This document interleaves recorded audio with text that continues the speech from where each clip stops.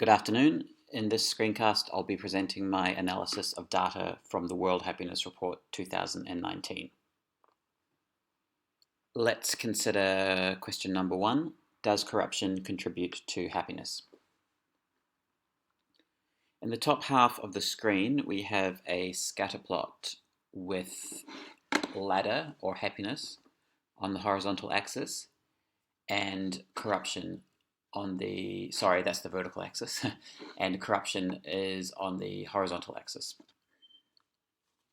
Please note that with the vertical axis, I've reversed the axes so that 0 is at the top and 150 is at the bottom. And I've done this in order to ensure that as happiness declines, you see a downward sloping line. In the lower portion of the canvas, I've created a scatter plot with the same axes, except now I've grouped the countries into world regions: Oceania, North America, Western Europe, etc. Let's return to the first visualization. The line of best fit slopes downwards, which technically means that on average, countries with worse corruption rankings tend to have worse happiness rankings. But if we look at the actual data points, we notice that there is a lot of variation around the line of best fit. So if there is a relationship between corruption and happiness in this data, it's not a clear-cut relationship. If you know the corruption ranking of a country, it's difficult to predict with a high degree of certainty what its happiness ranking could be.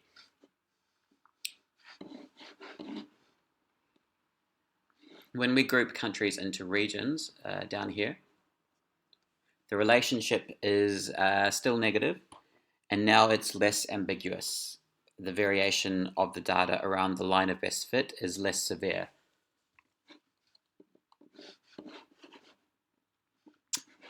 Here is a different way to look at the data. In the top bar chart, I've grouped countries into sets of 10 according to their corruption ranking. So in this bar, 1 to 10, we have the 10 least corrupt countries, and then we have the next 10 least corrupt, and so on. The numbers on top of the bars represent the average happiness ranking for that group of countries. What we see is that initially, as corruption increases, 1, 2, 3, unhappiness increases. So the average happiness ranking for these countries is increasing as the corruption increases. 24, 33, 94.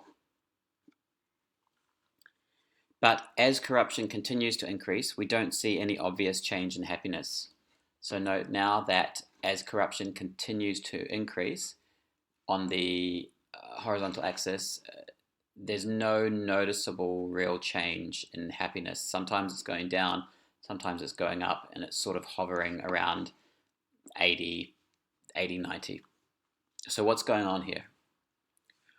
One way to interpret the results is that corruption does affect happiness negatively, but only up to a point. In low corruption settings, as corruption increases, then happiness decreases. But then once you have a certain level of corruption, once you're at a certain high level of corruption, more corruption does not lower happiness any further. In the bar chart below, this one here, I've flipped the axes, and now corruption is on the vertical axis and happiness is on the horizontal axis.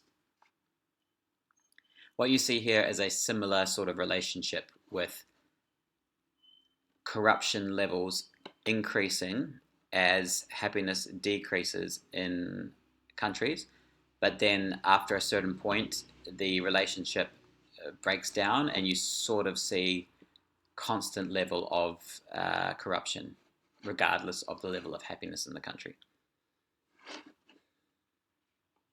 To investigate this further,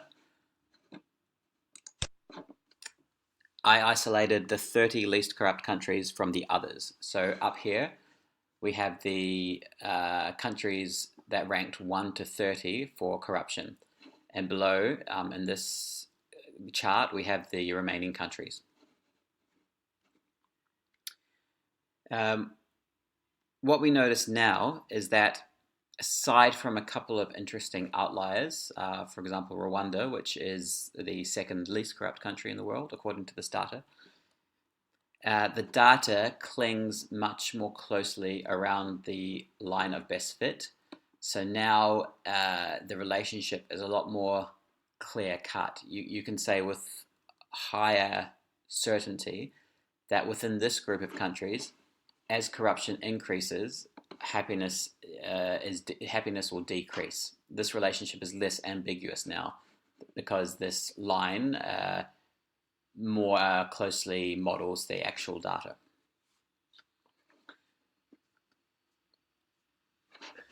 But if you look at the remaining countries, the line isn't even downward sloping anymore. It's actually sloping upwards. There's no clear relationship. So my answer to question 1 is that corruption may contribute negatively to happiness amongst countries where corruption is very low. But if corruption is already high, increasing corruption further doesn't appear to significantly affect happiness levels in either direction. Moving on to question 2 now.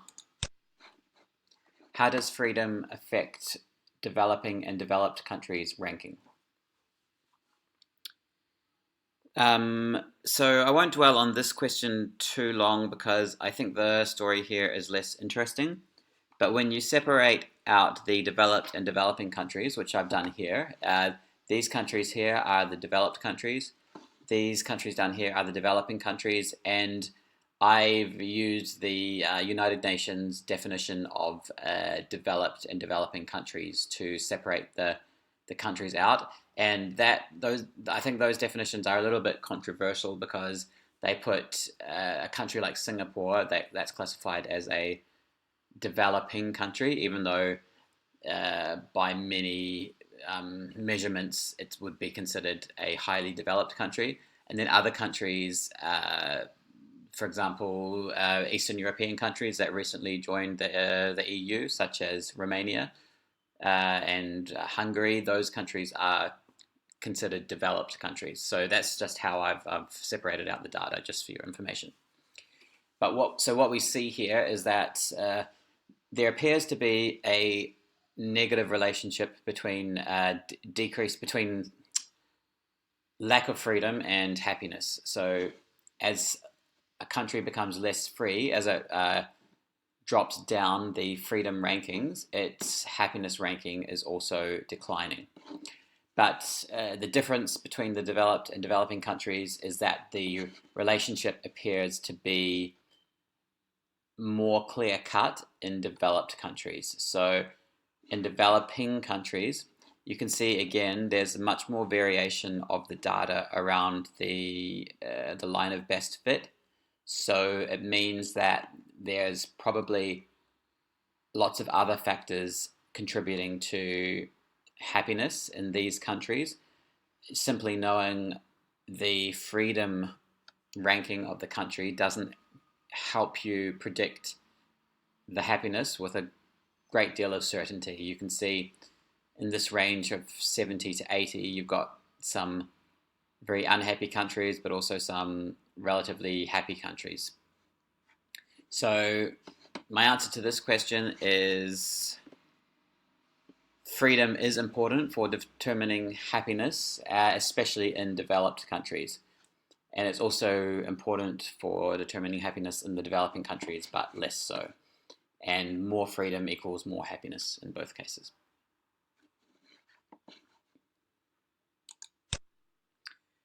Finally, question 3 asks, how does Australia rank when compared to the Oceanic region in terms of happiness? To answer this question, I've interpreted Oceania as the region encompassing Oceania, East Asia, and Southeast Asia, just to create a more interesting graph. Otherwise, we'd only have Australia and New Zealand because those are the only countries represented in the data that are from Oceania. So as you can see, Australia, with its 11th ranking place for happiness, it ranks second in the region behind New Zealand. And Myanmar takes the last spot in the region. So Australia's ranking within Asia Pacific is very good, number 2 after New Zealand. And that concludes my presentation. Thank you for watching.